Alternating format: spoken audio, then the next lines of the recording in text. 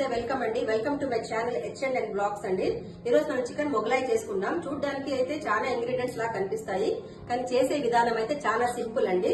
దీనికి కావాల్సింది half KG chicken, 2 spoons అల్లం వెల్లుల్లి paste, 3 spoons curd, 2 onions oil లో ఫ్రై చేసి డీప్ ఫ్రై చేసి పెట్టుకున్నానండి. కొంచెం కాజు, బాదాము, ఇది వచ్చి కొంచెం జీలకర్ర, 2 బే లీవ్స్, 2 డ్రై చిల్లీ, కొంచెం గరం మసాలా దినుసులు, ఒక లెమన్, కొత్తిమీర, ధనియాల పౌడర్, పసుపు, గరం మసాలా. ఇప్పుడు ఏం చేయాలంటే కొంచెం ఉప్పు, గరం మసాలా, కారం, ధనియాల పొడి, పసుపు,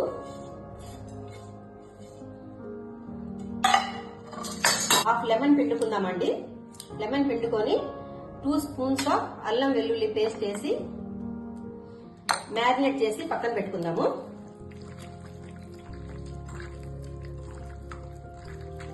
మిక్సీలో అండి జీడిపప్పు, బాదాము, డీప్ ఫ్రై చేసుకున్న 2 ఆనియన్స్, కర్డ్ వేసి మిక్సీ పట్టుకోవాలండి.